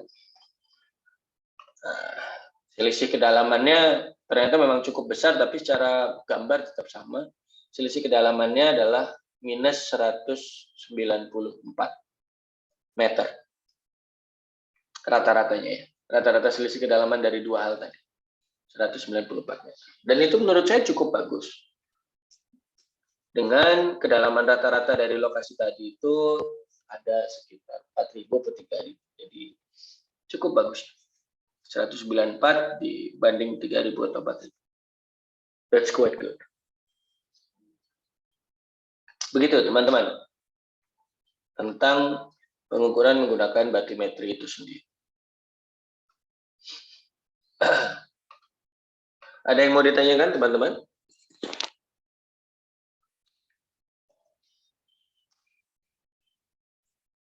Semoga ini menjadi sesuatu yang baru dan menarik bagi kalian ya. Dan jangan takut, mungkin ada yang bilang, wah ini kok kayaknya susah sekali. Sebenarnya tidak. Sudah ada PPT, sudah ada aplikasi yang bisa dibantu untuk menggunakannya.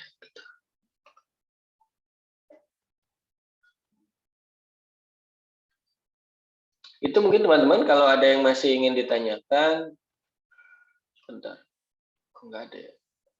Oke. Ada yang mau ditanyakan lagi?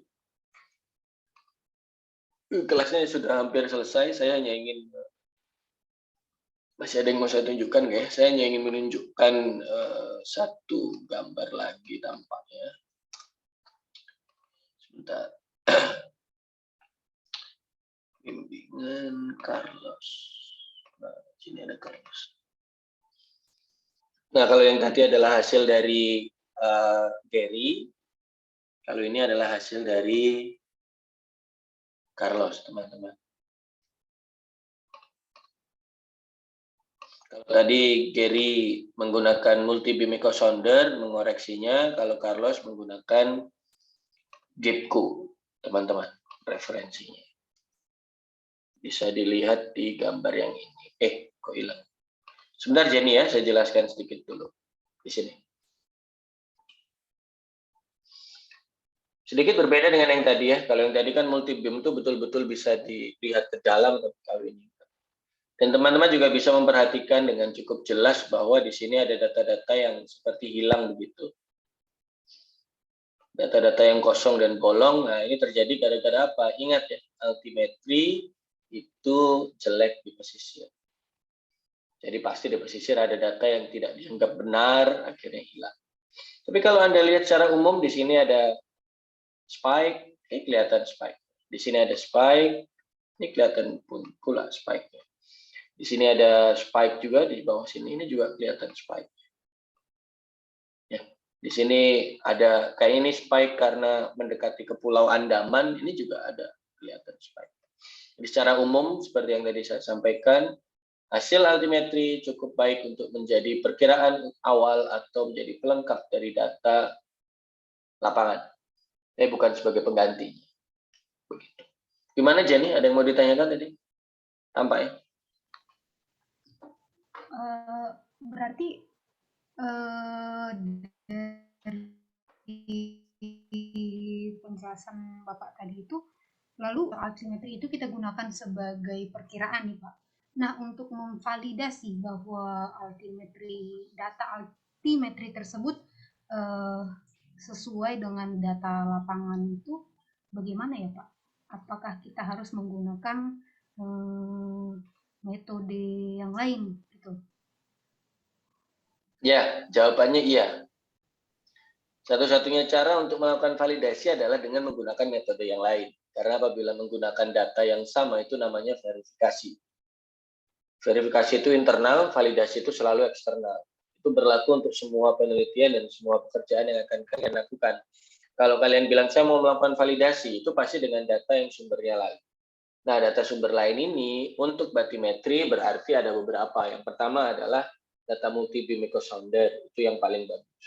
Menilik kata Pak Hasan tadi ya, paling bagus yang bersentuhan langsung dengan alat tempat yang mau kita ukur.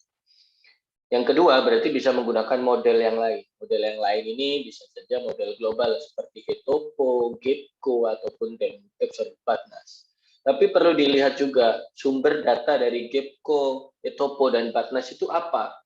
Jangan-jangan sumber datanya adalah altimetri itu sendiri. Nah, kalau ternyata altimetri itu sendiri, ingat, kalau jeruk dibandingkan sama jeruk, ya kan susah ya.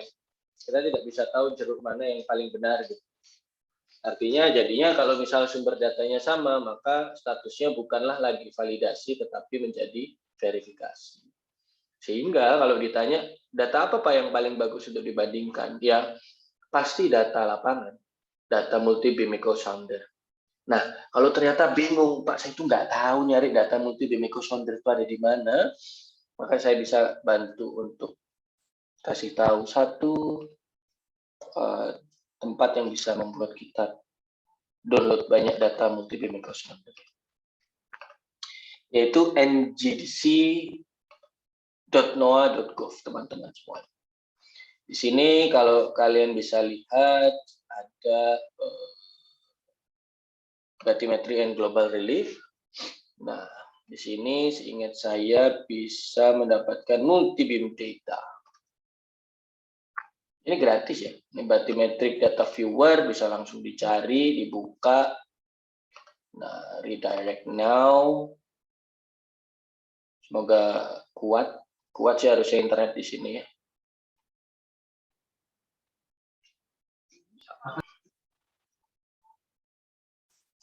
Nah, ini adalah data-data multi beam yang bisa kalian unduh, teman-teman. Cukup banyak, khususnya di belahan bumi bagian barat. Bagaimana dengan Indonesia?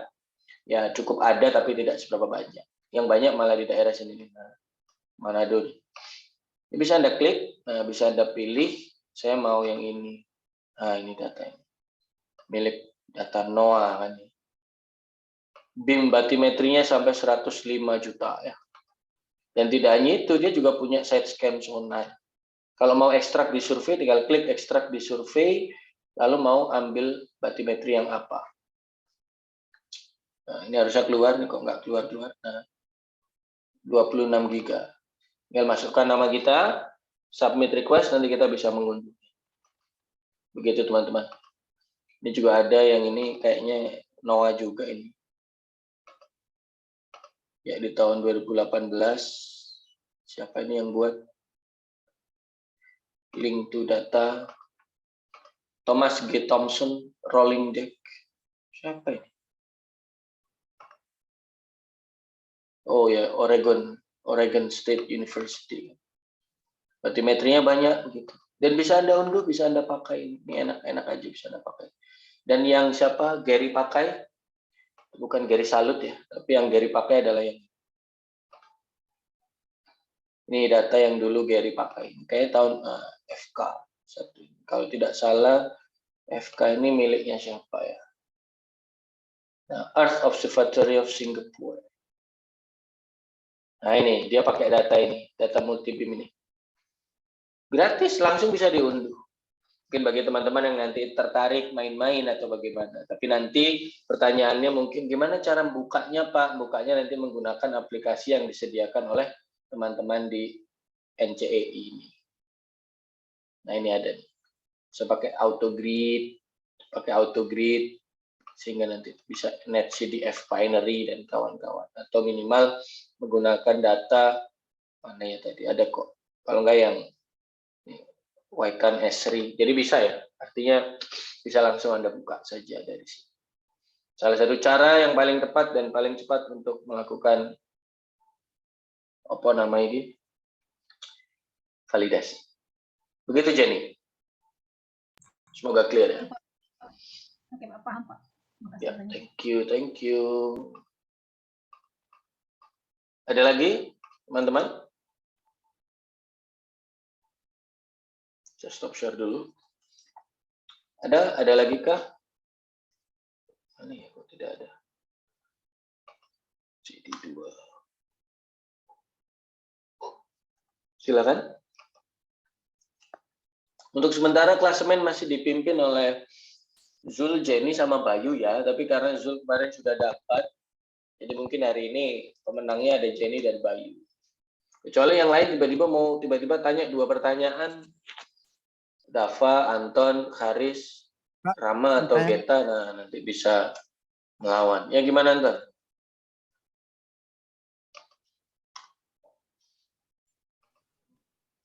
Gimana Anton? Ngomong pertanyaan terus nggak tanya, gimana tuh? Hilang Pak jaringan tiba-tiba. Waduh, ya gimana Anton? Mau tanya apa Anton? Kalau altimeter itu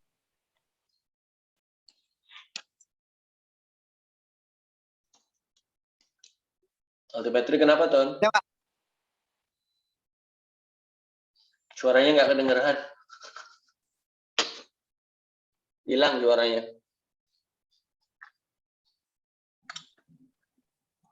Altimetri kenapa Ton? Salah satu fungsinya kan kayak berat di laut Pak ya. Ya. Berat sih. Untuk menentukan gaya berat. Nah, di darat juga kan Pak ada satelit untuk menentukan gaya berat. Untuk bagian darat tuh satelit Gocek apa? Kalau nggak salah Pak ya. Nah Ya. itu hasilnya itu integrasinya itu gimana Pak? Apakah langsung bisa diintegrasikan langsung? Kan sama-sama menghasilkan gaya berat nantinya gitu Pak.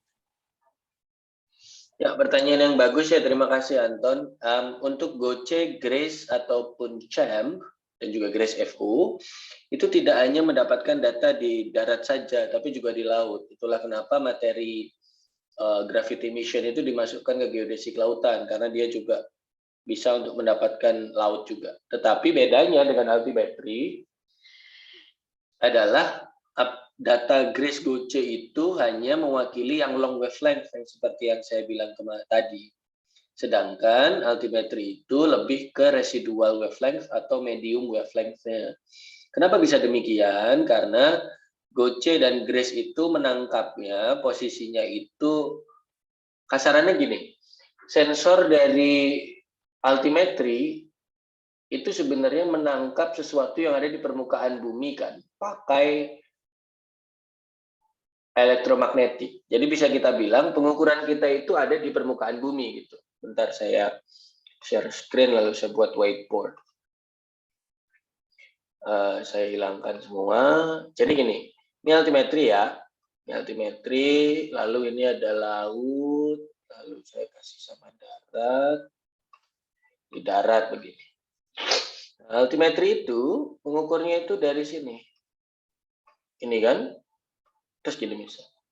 Sehingga nilai yang didapatkan itu bukan nilai yang ada di sini, tapi nilai yang ada di sini. Bukan nilai yang ada di ini, tapi ada nilai yang ada di sini. Paham nggak maksud saya? Sedangkan kalau kita pakai Goce, Grace, dan yang lain-lainnya, Goce gitu. Ini ALT ya, saya tulis AL, bukan L atau DUL ya. Ini saya tulis gravity mission, GM. Nah, kalau GM itu dia tidak memancarkan apa-apa ke bawah. Nggak ada. Dia itu cuma ngerasa aja. Oh, aduh aku kok ketarik ke bawah. Aduh kok ketarik ke bawah gitu. Nggak ketarik lagi. Misal contoh, ini ada gunung, terus di sini ada lembah, terus ini ada gunung gede lagi, terus ada lembah lagi. Jadi ketika mendekati gunung gede itu dia akan ketarik ke bawah. Karena gravitasi, karena gaya berat. Ketika turun ke lembah, naik lagi. Sampai ke sini, aduh kok semakin ketarik aku gitu. Terus ke sini naik lagi gitu. Artinya Grace sama Goce itu mengambil data bukan di permukaan sini, enggak. Tapi mengambil datanya di ketinggian. Dan ketinggiannya itu sekitar 500 kilo apa ya kalau tidak salah. Sedangkan kita bisa bilang bahwa data gaya beratnya altimetri itu didapatkan langsung di permukaan bumi gitu. Ya walaupun satelitnya di atas, tapi sebenarnya di permukaan bumi. Artinya kalau ditanya mana yang lebih baik secara resolusi, ya jelas pasti altimetri. Makanya seperti yang tadi saya bilang, altimetri itu dapatnya residual atau medium wavelength. Sedangkan data ini GM itu dapatnya biasanya adalah long wavelength. Atau kalau yang tadi saya bilang 9, itu loh. 9,82 lalalala gini. Nah, yang awal ini itu didapatkannya dari GM. Tengah ini didapatkannya dari AL. Nah, terakhir didapatkannya dari Iskandar yang turun ke lapangan. Ini. Pakai alat namanya gravimeter. Entah gravimeter pegas atau gravimeter yang lain. Kayak pakai gravimeter pegas kemarin ya? Iya Pak, Kan? benar pegas Pak. Yang setiap beberapa kilo harus kembali ke awal untuk kalibrasi. Tepat sekali Pak, kayak metode pengukuran pakai water pass begitu Pak, ada pulang perginya. Romback nggak mereknya? Kemarin Skin Track Pak dari Kanada. Oh, ya. Romback itu dari Prancis. Oke. ITERA punya kalau nggak salah tuh, tapi dimiliki oleh Geofisika. Geofisika Pak. Mereknya Romback kalau nggak salah yang di Geofisika. Ya itu, jadi gitu siapa namanya Anton. Kalau ditanya bisa apa enggak GM dan AL digabung, gue bisa banget. Karena ini kan long wavelength, ini residual medium wavelength. Kalau ditambah dengan hasil pengukuran milik si Zul mengukur short wavelength gitu kan. Bisa nanti 1, 2, dan 3 digabung. 1, 2, dan 3, nah, digabung nanti jadi sinyal gaya berat yang penuh. Begitu. Jangan baper ya. Oke Pak, siap-siap Pak. Makasih Pak. Ya gitu, terima kasih Anton. Karena Anton menjawab, nah ini berarti Zul tersingkir ya. Zul kemarin sudah dapat, sekarang Anton, Bayu, dan Jenny yang mendapatkan ini. Pak, berarti itu pakai penerapan yang RCR tadi itu ya Pak ya? Gimana? Pakai penerapannya yang kayak RCR itu tadi, remove, compute, sama restore itu. Betul sekali. Untuk mendapatkan medium, maka dihilangkan yang lain. Mediumnya selesai, dimasukkan lagi semua. Begitu. Tapi konsep-konsep yang tadi itu tuh theoretical ya teman-teman. Besok kalau mau TA tentang ini, jangan takut. Nggak sampai meledak ke otak. Ya pusing dikit pasti. Cuman kalau meledak kayak sih enggak. Begitu teman-teman. Mohon maaf karena sudah 8.49, saya jam 9 ada acara lagi dengan rekan-rekan di kampus. Saya harus live, tapi sebelum live saya minta waktu dan bantuannya untuk mengisi 2 hal ini teman-teman semuanya. Enggak ketok.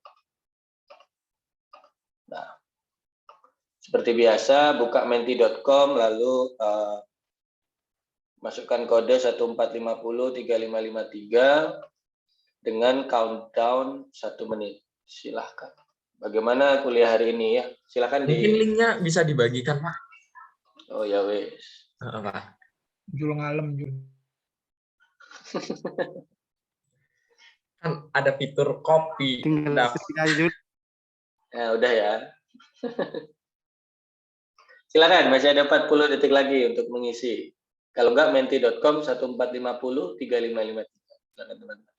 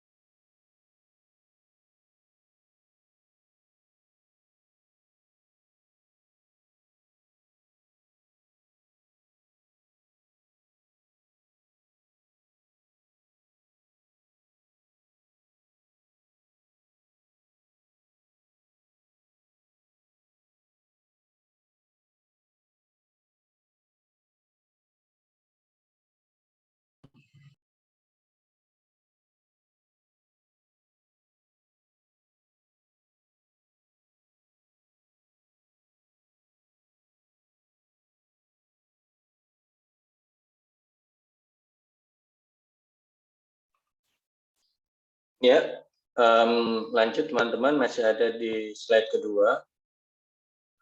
Kuliah hari ini ya bagaimana? Silakan saya open lagi counternya 1 menit lagi.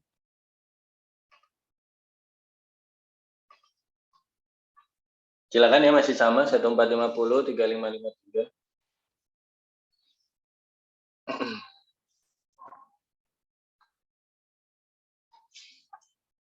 Untuk tugas hari ini teman-teman tidak ada ya. Nanti tugasnya ada di pekan depan ketika bertemu dengan saya di pertemuan ke-13. Sebelum nanti kembali dengan Pak Akbar dan juga Pak Aul serta Pak Redo. Itu saja mungkin. Sudah 8.52, saya harus siap-siap untuk masuk. Seperti yang tadi saya sampaikan, selamat kepada Jenny, selamat pula kepada Anton, dan selamat pula kepada Bayu. Hari ini mendapatkan Rp5.000 masing-masing ya untuk saldo GoPay. Dipersilakan untuk memasukkan nomor HP kalian yang berlaku GoPay-nya ya. Itu biar saya tambahkan di mana namanya. Biar saya kirim dari sini. Itu saja dari saya ucapkan terima kasih. Jangan di sini, jangan ditaruh di chat Zoom, ditaruhnya di chat ini ya. Di WA. Oh gitu. Oke. Bayu Itu saja nitipin dari saya, Pak, saya. katanya, Pak. Thank you, itu saja dari saya. Saya ucapkan terima kasih. Sampai jumpa di pekan depan rekan-rekan semuanya. Tapi nanti untuk waktu tepatnya kita akan diskusikan kembali ya. Jangan lupa catatannya dikumpulkan karena selesai jam 8.54, maka waktu untuk mengumpulkan catatannya saya perpanjang menjadi 9:15 deadline-nya. Itu saja, terima kasih dari saya. Mohon maaf bila ada salah kata. Salam sehat, salam untuk keluarga di rumah. Besok akhir pekan, kalau bisa jangan kemana-mana, kayaknya mau ada gelombang ketiga, tapi kalau kemana-mana ya jangan lupa prokes. Salam sehat, jangan lupa makan juga yang sehat ya, jangan makan mie terus atau tansu ucok terus. Terima kasih, sampai jumpa pekan depan. Wassalamualaikum warahmatullahi wabarakatuh dan selamat pagi waktu saya, selamat sore waktu kalian. Bye. Selamat sore, Pak.